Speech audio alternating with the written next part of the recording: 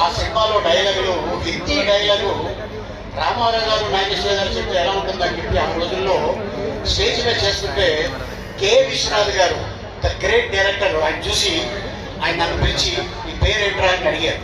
నేను చెప్పాను, ఏంట్రా సినిమా యాక్ట్ చేస్తావా, ఇస్తే ఎందుకు యాక్ట్ చేయమంటే ఆ మాట ఆయన గురించి.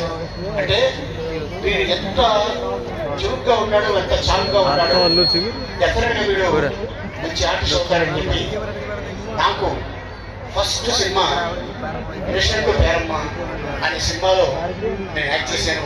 కానీ వాస్తవంగా చెప్పాలంటే రిలీజ్ అయిన సినిమా పునాది రాళ్ళు 1978లో ఆ సినిమా రిలీజ్ అయింది.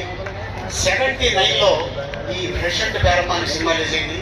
ఆ తర్వాత దేవుడు మావయ్య, నిండు నూరేళ్ళు, డిప్పు లాంటి ఘరానా దొంగ, ఈ సినిమాలో యాక్ట్ చేసే క్రమంలో సీతాకోక చిలుకలో ఒక కుర్రోడు కావాలి అని భారతీరాజా గారు అడిగితే ఏడు నాగేశ్వర గారు అంటే ఆది అని కుర్రోడు ఉన్నాడు, వాడు రాజమండ్రిలో ఉంటాడు అనగానే అప్పుడు పీపీ కాల్, అప్పుడు ఒక హోటల్ నుంచి ఒక మేనేజర్ వచ్చి ఏడు నాగేశ్వర గారు అంట పూర్ణోదయ మూవీ క్రియేషన్స్ వాళ్ళు మీకోసం మళ్ళీ 5 గంటలకు ఫోన్ చేస్తానంటే నేను ఆ ఫోన్ దగ్గర 4 గంటలకే వెళ్ళి కూర్చున్నాను.